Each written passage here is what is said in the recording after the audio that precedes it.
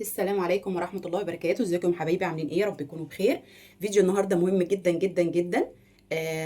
هنحل فيه عقدة اغلب المبتدئات، وهي حساب اطوال الخيوط. حساب اطوال الخيوط دي عقدة مبتدئات كتير جدا، يعني يمكن اكتر الاسئلة اللي بتجيلي هقيس الخيط ازاي، هقيس ازاي. يمكن اكتر اسئلة بتجيلي ممكن تقولي لي لو سمحتي هقص الخيط ازاي، هقص الاطوال على كام. طب يا جماعة، الموضوع سهل جدا على فكرة، مش صعب، ولكن هو محتاج تركيز. تركيز ازاي؟ وقت ما انا اكون دلوقتي بحسب الحسبة اللي انا هقول لكم عليها دلوقتي، اكون قاعدة في هدوء، معايا ورقتي وقلم، واقعد احسب واكتب بهدوء، وما انساش حاجة تفصيلة من اللي انا هقولها دلوقتي. لازم نركز في كل تفصيلة دي عشان بإذن الله أطلع كل الأطوال مظبوطة، وما يبقاش فيه هادر، ما يبقاش فيه الخيوط ما تقصرش معايا. طبعا في حل لو مثلا لو خيط او اتنين قسروا، لهم حلول ان شاء الله هنعملها في فيديوهات تانية، ولكن ما يبقاش كل الخيط قصير، ما يبقاش انا بعمل مثلا مشروع متر والاقي مثلا الخيط اداني 80 سم شغل بس، ولا 70 سم شغل بس. طبعا هتبقى مشكله كبيره. انا كده هضطر ممكن افك كل الخيوط دي تاني كلها، واعيد ان انا اعلق خيوط تاني وابدا المشروع من اول وجديد، فطبعا دي هتبقى مشكله بالنسبه لي. تمام. وكمان برضو نصيحه للمبتدئه لسه برضو، دايما زودي، اعملي حسابك شويه في الخيط. زودي 20 سم 30 سم 50 سم، مش هيضايقوكي ان انت يبقى فيها هادر. ده مش هيبقى بالنسبه لك انت هادر، لانك انت لسه بتتعلمي، وكمان تطلعي الحاجه مظبوطه، ما دام انت لسه قلقانه برضو من موضوع الحساب الخيط ده. تمام كده. الاول دلوقتي عندنا الجداريه البسيطه دي، ازاي نحسب عليها. انا حبيت ان انا اعمل لكم حساب الاطوال يكون عملي قدامكم. انا لو عندي جداريه زي كده هحسب طول الخيط ازاي. اولا ببدا من جوه لبره، مش ببدا من بره لجوه، ببدا من جوه هنا الاول. تمام. دي بالنسبه لنا عقده المربعه، عقده مربعه هي عاديه. تمام. بالتبادل، احنا واخدين ان العقده المربعه بنضرب في 6، ولكن لما يكون العقده المربعه فيها فواصل زي كده، فيها فراغات بالتبادل وفي مسافات ما بينهم، فهنضرب على كام؟ على حسب المسافات. المسافات دي قريبه مش بعيده قوي، فهنضرب على 5. هنضرب على 5، مش هنضرب على 6. تمام. فطيب انا هقيس بقى من هنا لحد الاخر حاجه فيها شغل، يعني اهو من هنا لحد اخر عقده. هنا الطول قد ايه؟ الطول هنا عندي 15 سنتي. طيب 15 سنتي هضربهم في كام؟ هضربهم في ال 15 سنتي دول، هضربهم في 5، هيديني كام؟ هيديني 70 سنتي. اوكي. طيب انا كده خلصت الجزء ده. طيب ما ننساش بقى عقده التثبيت دي، طبعا لازم نعمل حسابها. بنعمل من مثلا ل 10 15 سم 20 سم، مفيش مشكله، على حسب برضو سماكه الايه الجذع اللي عندي. فانا هنا مثلا قول هنزود 10 سم لان الجذع مش سميك قوي. تمام. فهيبقى كده 80 سم. طيب هنعمل ايه كمان الخطوه اللي جايه؟ هنقيس بقى. خلاص احنا خلصنا كده، قسنا الشغل. تمام. بعد الشغل ده في الخيط بقى اللي من نهايه الشغل ده لحد طول الجداريه بقى، طول الجداريه. فهنا الطول عندي من هنا لحد الطول، هي دي طبعا صغيره، الطول من هنا لتحت 35 سم. ال 35 سم دول هضربهم في 2، يبقى طول الشراشيب او طول الخيوط دي في 2. 35 في 2 ب 70 سم. يبقى من هنا لهنا، ما ننساش الخطوه دي لانها مهمه جدا. انا بضرب الخيوط الشراشيب دي من هنا لهنا لنهايه الطول اللي انا عايزاه، سواء عايزاه متر، عايزاه 2 متر بقى طبعا لو ستاره، عايزينه 10 سم 20 سم، اي طول هيطلع لي هضربه في 2. اوكي. فهنا الطول عندي طالع 35 سم، فانا ضربتها في 2 اداني 70 سم. اوكي. على ال 80 سم اللي انا حسبتهم من فوق، 70 سم شغل و 70 و10، يبقى كده 80 و70 150 سم. تمام. يبقى الجزء اللي في النص ده انا هقص كل فتله على 150 سم. اوكي. كام فتله عندي؟ بعدهم بقى: 1 2 3 4 5 6 7 8 9 10 11 12 فتله على 150 سم.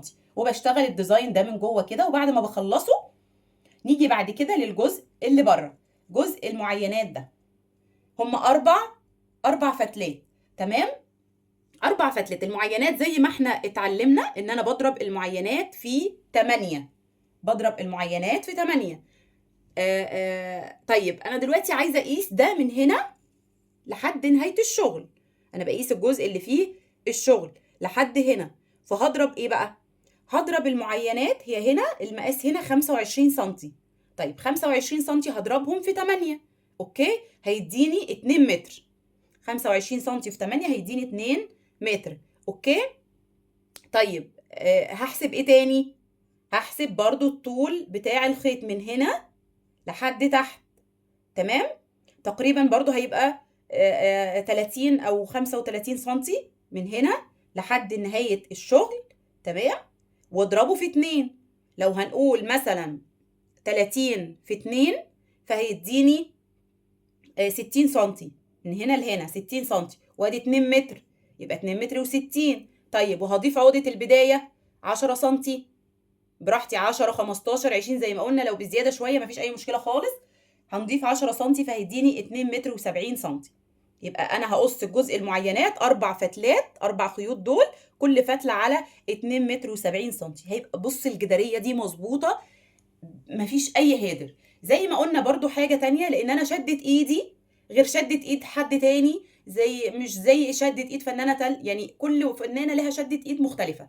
فزي ما قلنا كده، أنا دلوقتي بعمل التصميم، فأنا لسه إيدي مش عارفة شدة إيدي هتبقى عاملة إزاي.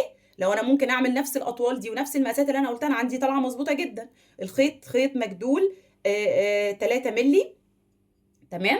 فممكن حد تاني مثلا يعملها بكوردون حشو فرضا يعني، فالكوردون الحشو هيسحب خيط اكتر شويه. فزي ما قلنا دايما نزود شويه، مش هنتضايق خالص لو زودنا من 20 ل 50 سنتي، مفيش اي مشكله خالص. اما يبقى معايا زياده والشغل بتاعي يطلع مظبوط، انا هبقى فرحانه جدا ان شغلي مميز ومظبوط كده. دي طريقه سهله وبسيطه جدا جدا. اي ديزاين، اي مشروع، نفس اللي انا عملته في الجداريه الصغيره دي هعمله، حتى لو مشروع وديزاين كبير. كل جزء هشوفه، ده هيتضرب في 8، ده هيتضرب في 5، ده هيتضرب في 6، ده هيتضرب في كام، وبجمع كل الخيوط مع بعض. وما بنساش اهم حاجه الشراشيب او الطول اللي عندي بضربه في 2، تمام. حبيت برضو نطبق الكلام اللي احنا قلناه دلوقتي على جداريه تانية، عشان اثبت لكم ان اي جداريه هو نفس اللي احنا عملناه في كل واحده. الكلام اللي انا قلته دلوقتي هو نفسه على اي جداريه، اي ستاره، اي كوشنز، اي لمبادير مثلا، اي حاجه اي حاجه، اي رانر، اي حاجه انا عايزه اعملها هعمل نفس الكلام، تمام. يعني مثلا عندنا الديزاين ده كله عقد اللي هي المعينات، تمام. انا بمسك برضو من جوه لبره، من جوه لبره. همسك مثلا اول واحد ده، تمام، اللي لونه اصفر ده، المعينات هقيس طولها. انا هنا بقى مش هقول لكم هنضرب في يعني مش هقول لكم الاطوال بالظبط هتبقى كام، ولكن انا هشرح بس كده عليها زي الجداريه اللي فاتت. اللي هو انا مثلا عندي الاصفر ده هشوف طوله هيطلع كام. طلع 20 سم، طلع 25 سم، هضربه في 8. ولكن في الجداريه دي هنخلي بالنا ان العقده التثبيت هيعملها مرتين، هنضربها برضو في 2 لان متعلقه من هنا، وهعلق الخيوط تاني من هنا. فمثلا لو انا هنا هزود 15 سم، فهزودها مرتين، 15 و15 30 سم على الطول بتاع الشغل ده اللي مضروب فيه 8. وطبعا عشان ما فيش شراشيب لسه هنا، فمش هزود اي شراشيب خالص، تمام. نفس اللي انا هعمله هنا، نفس اللي انا هعمله برضو هنا. هضرب المعينات، هشوفها هنا طولها 40 سم ولا طولها 35 سم، واضربها في 8 وازود طول عقده البدايه مرتين، تمام. هعمله ده الكلام ده كله في كل واحده. هي مجرد بس الاخيره اللي هي الشراشيب بتاعتها منفصله وصغيره، فتقريبا يعني هتبقى في حدود 15 سم الواحده. وهعمل بقى لحد لما املاها كلها كده بالشراشيب، وهتتسرح وهيرش السبراي وخلاص. بس هنا الاساس هنا عندي مفيش الشراشيب اللي هي الطويله زي مثلا في الجداريات التانية او في الجداريه اللي قبل دي، تمام. اتمنى الشرح بتاعي يكون عجبكم، واقدر اكون وصلت لكم قياس الاطوال بطريقه سهله وبسيطه، واكون حليت العقده اصلا بتاعتكم. وان شاء الله اشوفكم في فيديوهات تانية كتير، والسيشن الجاي هتستفادوا منه اكتر واكتر، واتمنى ان انتم تكونوا استفدتوا من السيشن ده. واشوفكم على خير باذن الله، والسلام عليكم ورحمه الله وبركاته.